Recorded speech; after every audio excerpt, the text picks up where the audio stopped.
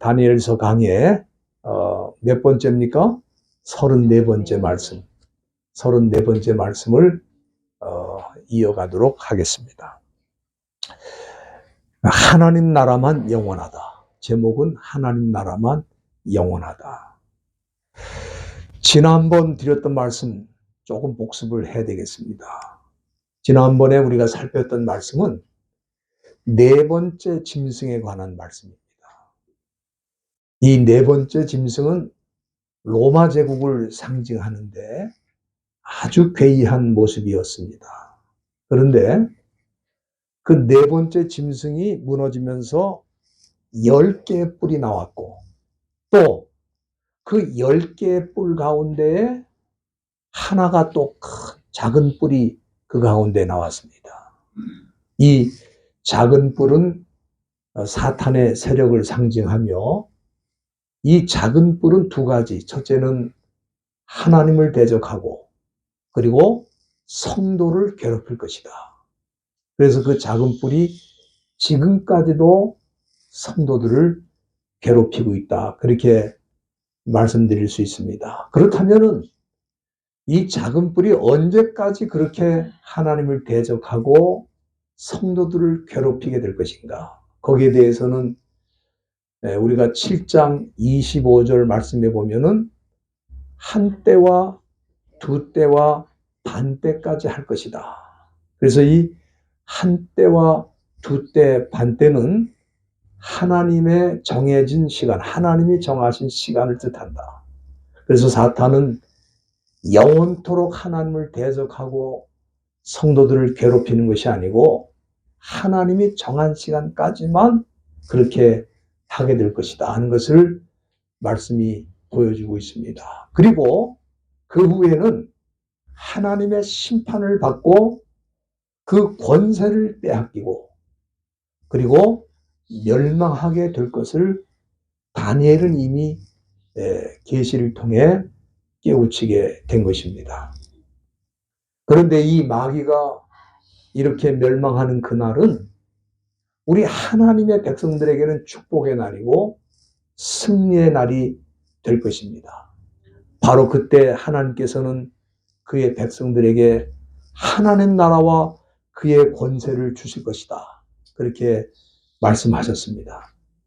오늘부터는 이 다니엘서 8장을 중심으로 해서 하나님이 우리에게 주시는 교훈을 살펴보려고 하는데 다니엘서는 제가 이미 말씀을 드린 것처럼 크게 두 부분으로 나눈다. 투 파트로 나누는데 1장에서 6장까지는 historical story, 이 역사적인 파트가 되겠습니다. 그리고 7장에서 마지막 12장까지는 prophecy, 예언 부분, 예언에 관한 그런 말씀인데 이 예언에 관한 말씀이 7장에서 시작이 되는데 우리가 7장을 이미 이제 다 끝냈고 오늘부터는 이제 8장에 들어가는데 이 예언은 우리에게 세 가지 정도의 교훈을 주신다. 첫째는 하나님이 어떤 분인지를 보여주시고 두 번째는 하나님이 어떤 일을 하시는지를 보여주시고 세 번째는 그것이 우리에게 무슨 의미가 있는지 이 예언을 통해 세 가지 큰 교훈을 주게 되는 것입니다. 우리가 7장에서 살폈던 다니엘의 첫 번째 그 꿈을 통해 하나님 보여주신 그 환상을 통해서 그 다니엘은 거대한 하나님의 예언을 바라보게 된 것입니다.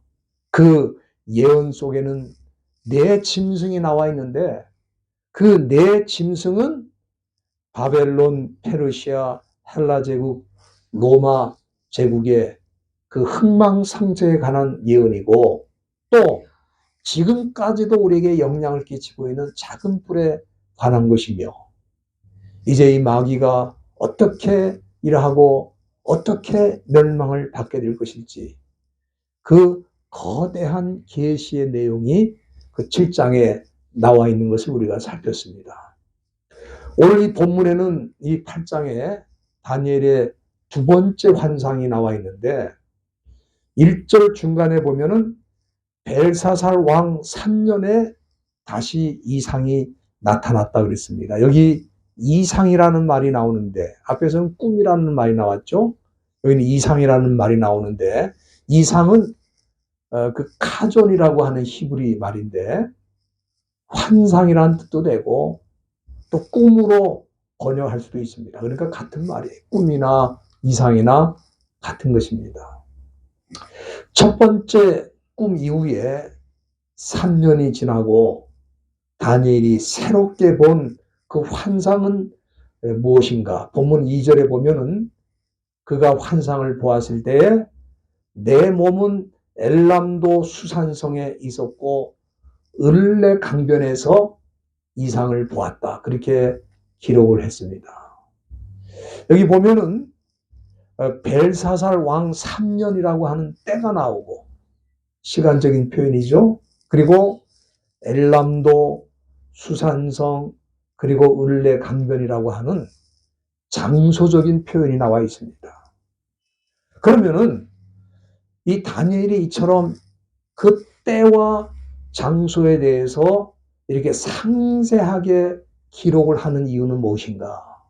그거는 내가 본 이것이 내가 지어낸 얘기가 아니고 내가 만들어서 꾸민 얘기가 아니고 하나님이 나에게 분명하게 보여주신 것을 그 읽는 사람들에게 확인시켜 주시기 위해서 특정한 시간, 특정한 장소를 정확하게 언급을 하고 있는 것입니다. 그래서 이 다니엘의 기록한 이 예언이 하나님께로부터 온 것이라는 사실을 읽는 사람에게 더 분명하게 확신시켜 주기 위해서 자기가 보았던 때, 자기가 보았던 장소를 디테일하게 언급을 하고 있다. 그렇게 볼 수 있겠습니다.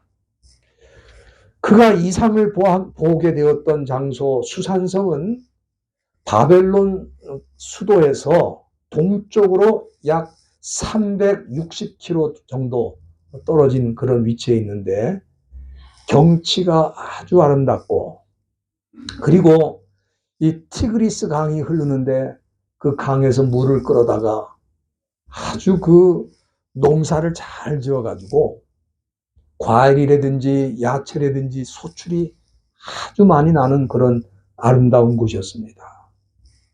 거기에 왕이 성을 지어놓고 바벨론 왕들이 휴가를 보내거나 또 특별한 행사를 위해서 그 장소를 사용했습니다.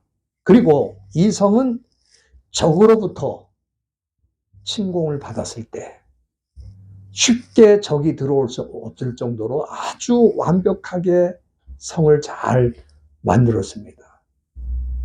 그 안에는 여러 시설들이 있고 또 왕이 그 산책할 수 있는 정원도 다 꾸며져 있는데 여러분들이 그 기억나시는지 모르겠습니다. 이 수산성은 어디에 제일 많이 나오냐 하면은 에스더서에 많이 나옵니다. 왜냐하면은 이 페르시아 제국, 이 바벨론 제국이 무너지면서 페르시아 제국이 이어졌잖아요. 그 페르시아 제국의 아하수에로 왕이 당시 유대인이었던 에스더를 왕비로 맞이하던 그 성이 바로 이 수산성이었습니다. 다니엘이 이런 곳에 머물러 있었다는 것은 당시 이 바벨론 제국이 태평성대를 누리고 있었다는 것을 암시해 주는 것입니다. 그런데 그가 이 수산성에서 좋은 시간을 보내고 있을 때 하나님께서 그를 을레 강변으로 이끌어 주시고 그에게 이 환상을 통해서 하나님의 계시를 보여주신 것입니다.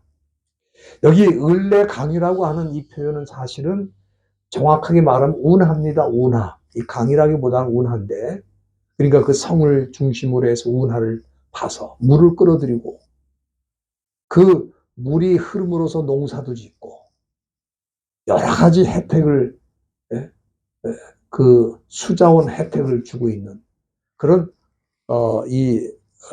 일종의 운하, 카날이라고 그러죠. 카날, 운하를 만든 겁니다.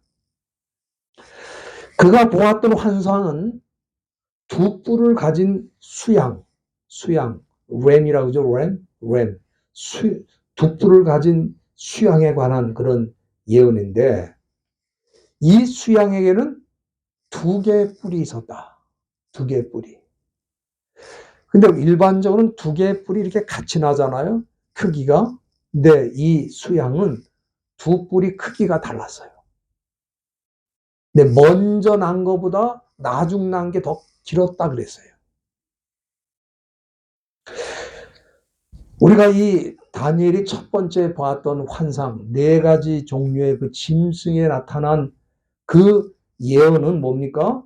사실은 바벨론으로부터 시작해서 주님 다시 오실 때까지 엄청난 그 역사를 총체적으로 다루고 있는 그런 내용이라고 하면은, 이 두 번째 봤던 환상, 이 두 번째 봤던 환상은 첫 번째 본 거의 반복이라고 할 수도 있습니다. 반복이라고 할 수도 있는데 차이점이 있어요. 차이점이. 두 가지 차이점. 첫째는 이 첫 번째 환상에는 네 가지 종류의 짐승이 나왔잖아요. 독수리, 또 이빨이 날카로운 곰, 그 다음에 날개가 넷이 있는 표범, 그리고 마지막 짐승은 형상을 알 수 없지만은 무섭고 강한 짐승, 이렇게 독특하고 다양한 네 가지 짐승이 나왔다고 하면은, 두 번째 환상에는 처음에는 수양, 그 다음에 수염소, 비교적 형태가 분명한 두 가지 짐승이 나타나 있다. 그게 차이점입니다. 두 번째 차이점이라고 하면은, 이 두 번째 환상에서는 그 계시의 내용이 뭐냐면은, 사실은 다니엘이 살던 시대를 중심으로 해서 클로즈업 시켜가지고, 클로즈업 이렇게 더 자세하게 현미경처럼 이렇게 자세하게 보면서 바벨론, 그리고 페르시아, 마게도냐, 여기에 포커스를 맞추고 있습니다. 그러니까 다니엘의 관점에서 볼 때 이 두 번째 계시는 뭐냐 하면은, 자기를 중심으로 멀지 않은 시대에 이루어질 것을 보여줬다. 그렇게 말씀드릴 수 있겠습니다. 먼저 이 3절 말씀에 보면은 두 번째 환상에는 이 두 뿔을 가진 수양이 나타나 있는데, 이 두 뿔은 장차 바벨론을 무너뜨리고 새롭게 일어날 메대와 파사, 이 두 나라를 뜻하는 것입니다. 그리고 이 나중에 나온 뿔이 길었다는 것은 페르시아가 메대, 먼저 세워진 메대를 정복하게 될 것을 보여준다. 이렇게 해석할 수 있겠습니다. 그래서 당시 잘 나가던 이 강대한 제국 바벨론이 곧 무너지게 되고 두 나라로 갈라지면서 페르시아 제국이 세워질 것을 보여주고 있다. 그렇게 우리가 말할 수 있겠습니다. 여기 4절에 보면은 이 두 뿔을 가진 수양이 서와 북과 남을 향해 받았다. 이 받았다는 말은 나가크라고 하는 히브리 말인데, 이 나가크는 전쟁을 일으키다는 뜻이에요. 그러니까 이 두 뿔을 가진 수양이 서와 북과 남을 향해서 전쟁을 일으켰다. 그런 뜻이라고 할 수 있겠습니다.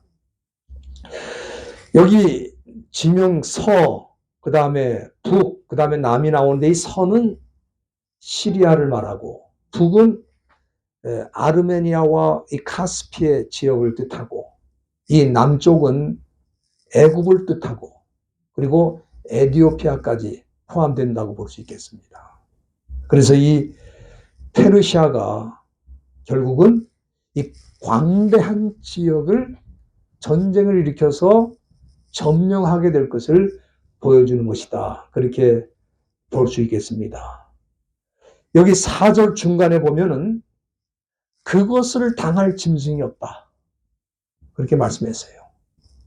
그래서 당시 페르시아 제국이 얼마나 강력한 국가인지를 보여주고 있고, 그 손에서 능히 구할 이가 없다.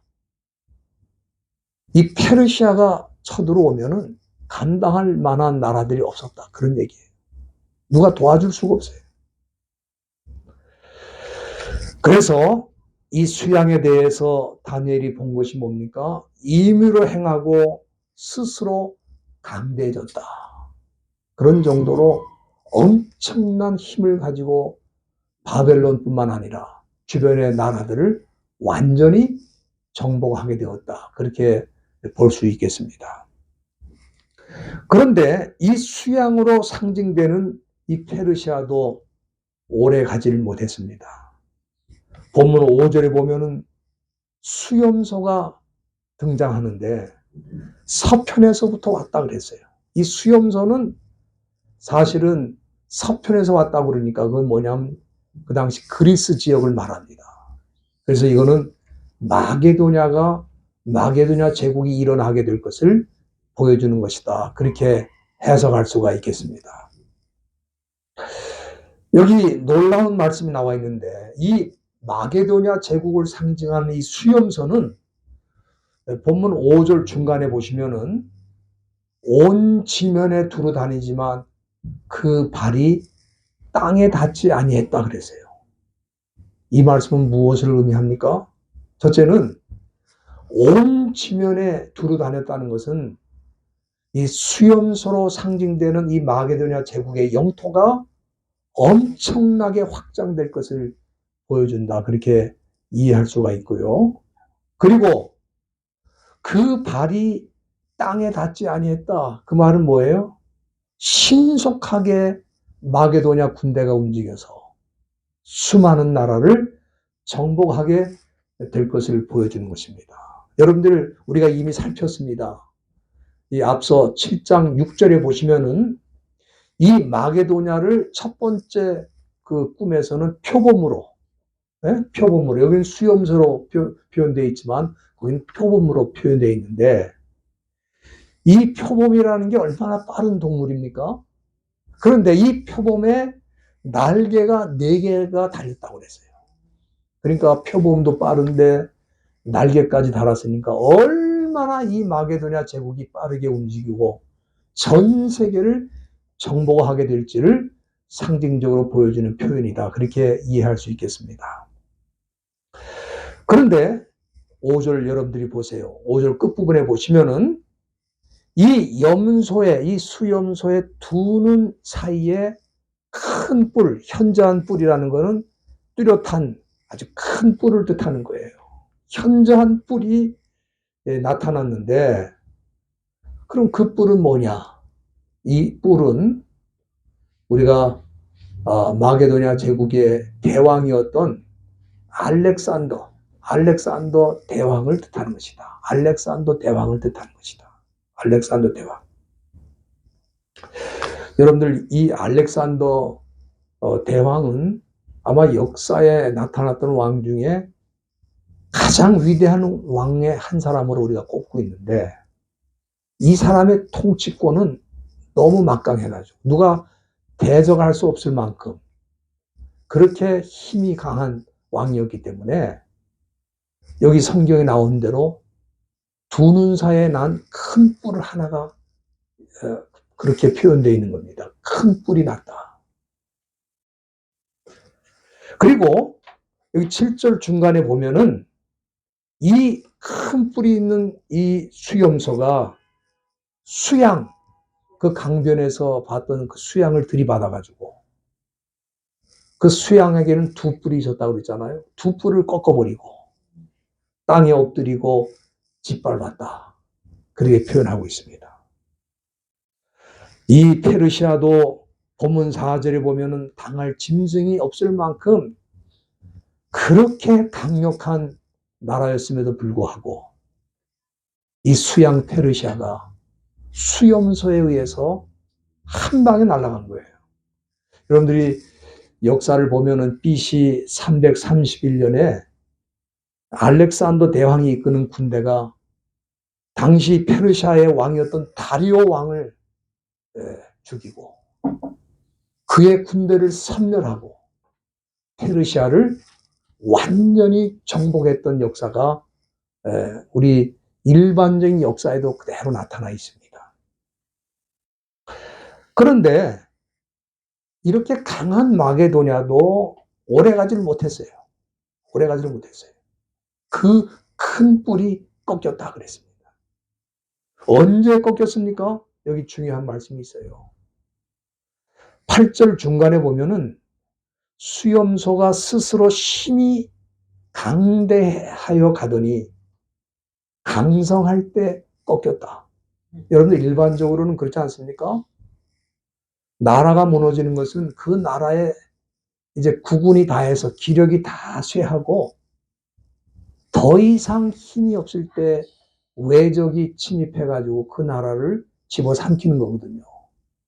근데 이 마게도냐 제국은 언제 망했다고요? 강성할 때 꺾였다. 강성할 때. 여러분들 내가 강성하고 내가 힘이 있고 내가 잘 나가면은 나는 영원히 패하지 않을 것이다. 그건 착각이죠. 이렇게 힘이 있는 나라도 네? 하나님께서 때가 되면 무너지게 하는 거예요. 그래서 이 8절 중간에 보시면은 큰 뿔이 꺾여버리고 그 대신 4개의 뿔이 사방을 향해 나게 되었다. 그래서 알렉산더 대왕이 이끌던 마게도냐 제국이 망하고 4개의 나라로 갈려지게 될 것을 보여주는데 이 4개의 나라는 우리가 잘 아는 대로 동쪽은 시리아고 서쪽은 마게도냐고 남쪽은 이집트고 또 그 북쪽은 소아시아 이렇게 4개 거대한 나라로 갈려집니다. 강성할 때 갈려진 거예요. 힘이 있을 때 무너진 거예요. 그렇다면은 하나님께서 오늘 이 본문을 통해 다니엘에게 보여주셨던 수양과 수염소에 대한 환상은 우리에게 무엇을 교훈해 주는가? 이게 중요한 거죠. 이 수양과 수염소가 무엇을 상징하는지 우리가 알고 있는데 왜 다니엘에게 이 수양과 수염소에 대한 이 환상을 보여줬을까? 저희들에게 주는 교훈이 3가지가 있다고 봅니다. 3가지. 그 첫째가 뭐냐면은 이 세상의 모든 일이라고 하는 것은 우연히 일어나는 것 같지만 그렇지 않고 하나님의 주권적인 섭리 가운데서 하나님이 말씀하신 대로 일어난다는 거예요. 지금 여기 바벨론도 그렇고 페르시아도 그렇고 마게도냐도 그렇고 로마도 그렇고 로마 제국시대 이후에 되는 일도 그렇고 여러분 성경에서 하나님이 이미 다 말씀하셨어요. 우리가 볼 때는 뭐 힘이 있는 나라가 힘이 약한 나라를 짓밟고 그렇게 해서 뭐 역사가 노노. 사람들의 눈에는 약육 강식의 법칙에 의해서 나라들이 서기도 하고 망하기도 하고 그런다고 생각하는데 절대 그렇지 않아요. 여러분 우리 대한민국을 보면 얼마나 약한 나라인지 몰라. 정말 뭐 벌써 지구상에 사라졌어야 될 나라인데 그 하나님의 계시와 하나님의 뜻이 있으니까 지금까지 버티고 있는 거예요. 이스라엘도 마찬가지입니다. 여러분 이스라엘은 아주 작은 나라예요. 여러분들이 성지순례를 가보셨는지 모르지만 그 나라는 뻔합니다. 그렇지만 수천 년 동안 박해를 당하고 흩어지고 무너졌는데도 불구하고 지금까지 있잖아요. 왜 그래요? 약육 강식의 법칙에 의하면 사라져야 돼. 사라지질 않아. 하나님의 말씀이 있고 하나님의 뜻이 있어서 그래요. 그러니까 이 세상에 되어지는 모든 일들은 무슨 왕이나 무슨 대통령이나 정치인들이나 어떤 사람들에 의해서 뭐가 결정되고 움직이는 것 같은데 그렇지 않습니다. 하나님이 말씀하신 대로, 하나님이 정하신 대로 움직이는 거예요. 이거를 그 다니엘에게 보여주셨다. 그리고 우리에게도 보여주신 거예요. 이게 첫 번째 교훈이고, 두 번째는 당시 강력한 나라였던 그 잘 나가던 페르시아, 마게도냐 이 제국, 그 당시의 그 파워, 그 당시에 어떤 그 나라의 위세를 보면은 굉장히 오랫동안 계속될 것 같아. 그런데 하나님이 정하신 때가 되니까 그대로 멸망을 당하잖아요. 우리 이 로마 제국도 마찬가지입니다. 상상을 초월하는 정도의 강한 나라예요. 지금 로마 제국이 2000년 전에 만들어 놓은 걸 아직도 쓰고 있잖아. 여러분 콜로세움 가보셨어요? 거기서 아직도 연주를 해. 뮤직 콘서트도 하고 그래요. 얼마나 강한 제국이면 2000년 전에 그런 거대한 콜로세움을 만들고 지금까지 쓸 수 있을 만큼 엄청난 문화와 문명을 건설한 거거든요. 근데 하나님의 정하신 때가 되니까 망하는 거예요. 무너지는 거예요. 특별히 오늘 이 본문에 보면요. 그 마게도냐가 언제 무너졌다고? 힘이 약할 때? 힘이 가장 강할 때 무너졌다니까. 하나님의 때가 되면 그 강한 나라도 그냥 무너지는 거야. 그렇기 때문에 이것을 통해 다니엘에게 주시는 교훈이 뭡니까? 또 우리에게 주시는 교훈이 뭡니까? 세상 나라와 세상 권력을 믿지 말라는 거야. 여러분들, 우리가 세상 권력이나 세상의 것들을 우리의 신뢰의 대상으로 가져서는 안 돼요. 그거는 아주 강할 때, 피크에 있을 때도 무너질 수 있는 거예요. 그렇기 때문에 우리에게 오직 하나님만 믿어라. 여러분, 다니엘이 이 바벨론뿐만 아니라 페르시아 제국에서도 총리를 한 사람이거든.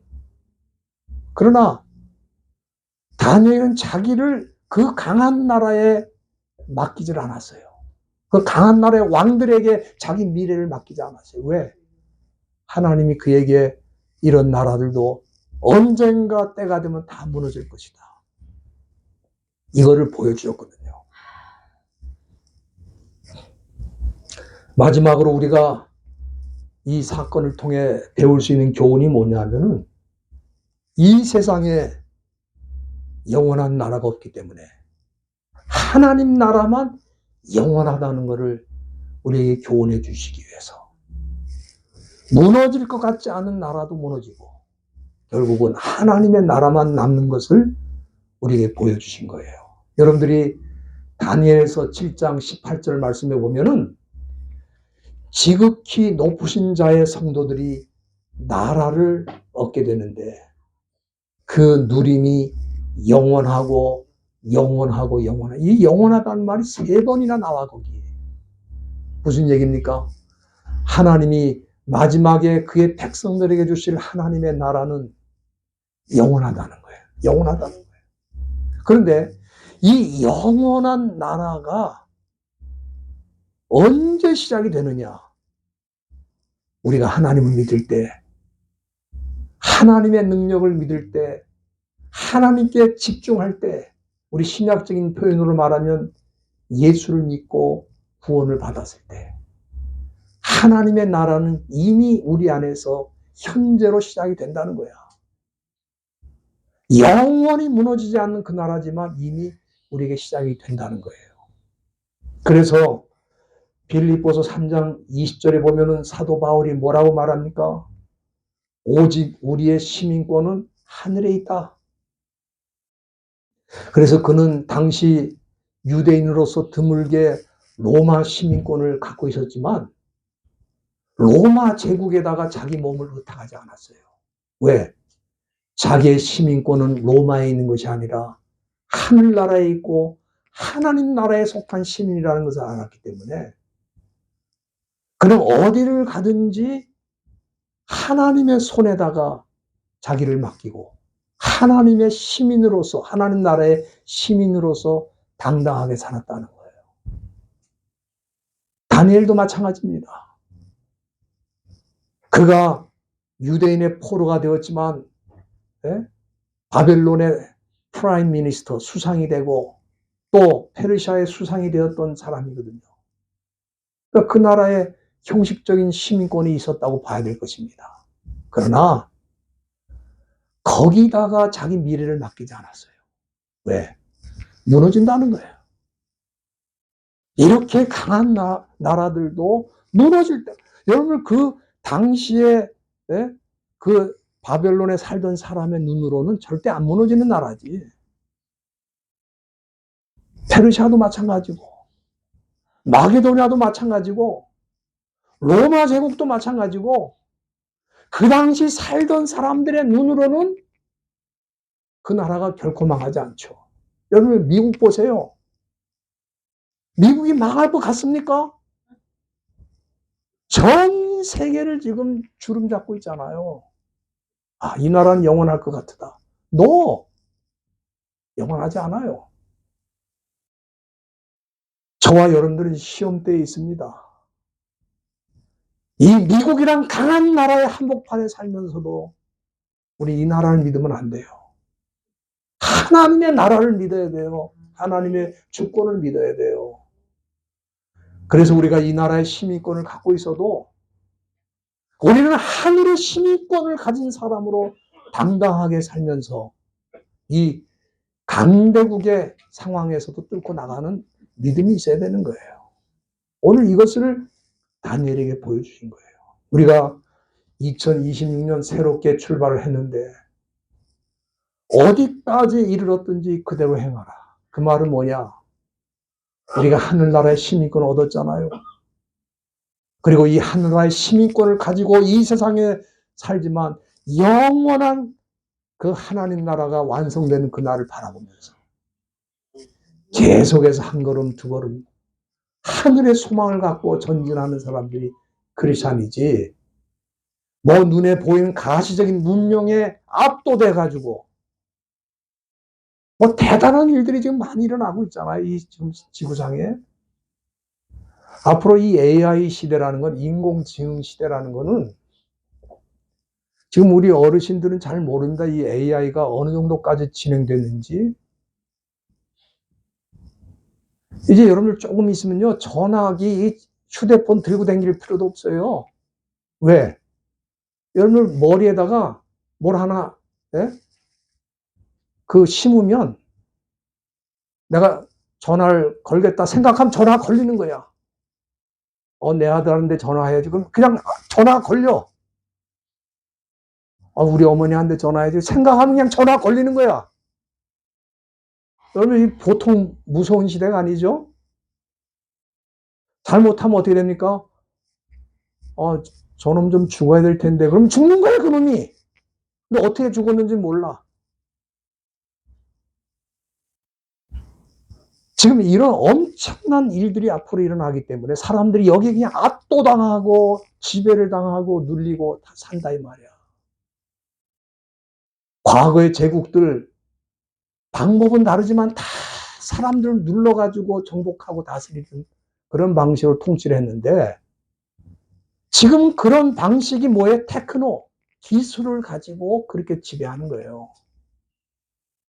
그러니까 이런 세상에 살면서 우리가 이 세상 문명에 압도당하고 지배를 당하면서 주눅들 수 있고 힘을 못 쓴다 이 말이에요. 그러나 저와 여러분들은 다니엘처럼 바벨론이나 페르시아 제국을 뚫고 나가는 거야. 로마 제국을 뚫고 나가고 이 세상을 뚫고 나가는 능력이 있어요. 왜? 우리는 하늘나라의 시민권을 가진 사람으로 하나님께서 하나님의 뜻대로 모든 일을 주권적으로 진행하신다는 걸 알기 때문에 결코 두려워하거나 또 결코 좌절하지 않아요.